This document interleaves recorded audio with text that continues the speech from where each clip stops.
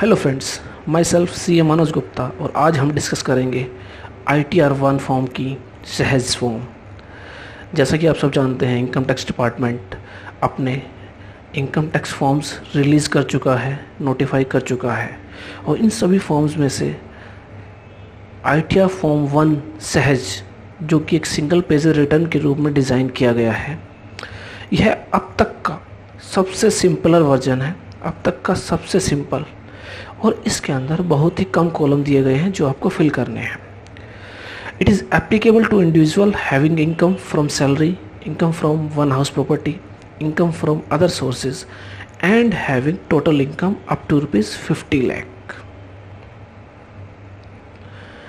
Income from other sources include winning from lotteries, crossword puzzles, races, card games and other games, gambling or betting, income by way of interest received on compensation or enhanced compensation, gifts received by an individual, income by way of interest on securities, income from letting out of plant and machinery or furnitures, any sum received under Keyman insurance policy including bonus.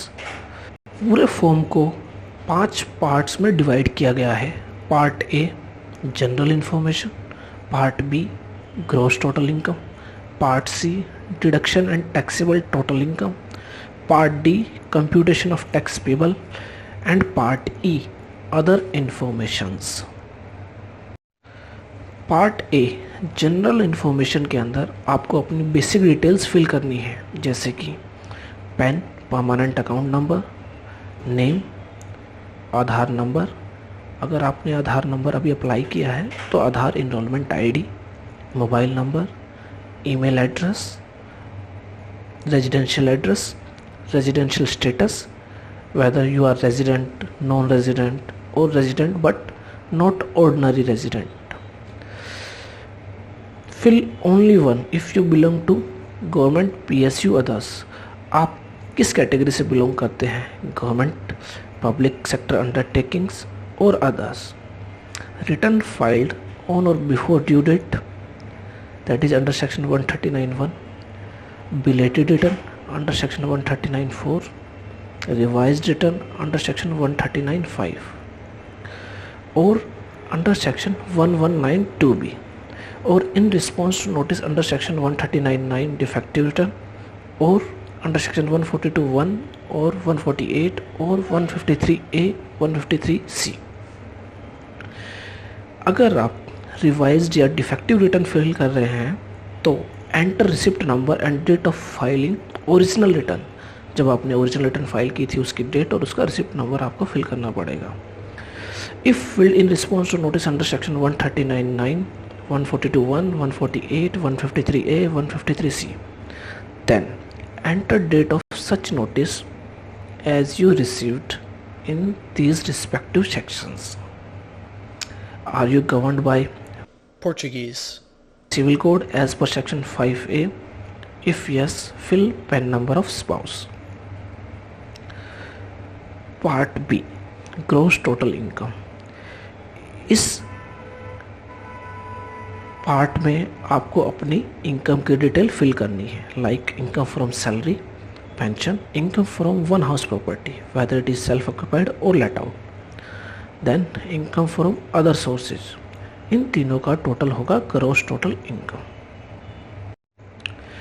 Part C deduction and taxable total income. इस part में आपको अपनी deductions like insurance, mediclaim, donations, saving bank interest under section 80C, 80D, 80G, 80DTA और any other section, then you have to specify that section. After total deduction you will find out your taxable total income. Gross total income minus total deduction is equal to taxable total income. Part D computation of tax payable. जैसा कि आपने part सी में आपकी total taxable income find out की थी, उस पर अब आपको अपना टोटल टैक्स कैलकुलेट करना है as per slab rates.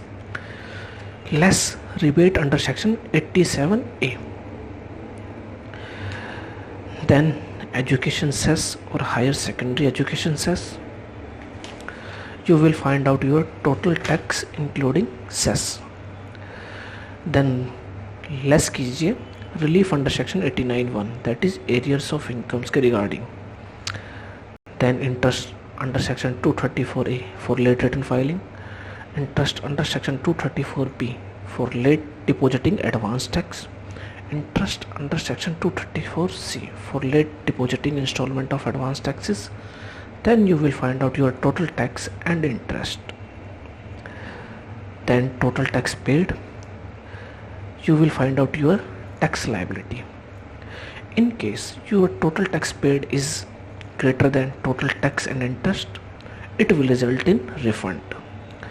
You have to specify your exempt income under section 1038, 1034, agriculture income if less than equal to 5,000. Part E, other information. Other information basically includes detail of your bank accounts, detail of your taxes paid, and detail of your TDS, tax deduction at sources. Detail of all bank accounts held in India at any time during the previous year, excluding dormant accounts. Dormant accounts वो accounts होते हैं जो non active accounts होते हैं. इन सब के regarding आपको सभी बैंक्स के regarding IFSC code, name of bank, account number और सबसे खास बात जो कि इसमें दी गई है, cash deposited during 9 November 2016 to 30th December 2016. If aggregate cash depositing during the period is more than or equal to rupees 2 lakh, अगर इस बीच में आपने 2 लाख या 2 लाख रुपए से ज़्यादा जमा कराए हैं तो ये आपको अलग से स्पेसिफाई करना पड़ेगा. इसके बाद schedule income tax details of advance tax and self assessment tax payments, जो कि आपने एडवांस टैक्स और सेल्फ असेसमेंट टैक्स पे किया होगा उसकी डिटेल आपको फिल करनी है. BSR code, date of deposit, serial number of challan, taxes paid. इसके बाद जो आपका TDS काटा गया है उसकी डिटेल्स आपको फिल करनी है. TDS के रिगार्डिंग आपको 10 number of deductor, name of deductor, amount which is subject to tax deduction और collection, deduction collection year, tax deducted, amount out of tax deducted claimed this year, amount claimed in the hand of spouse if section 5 is applicable.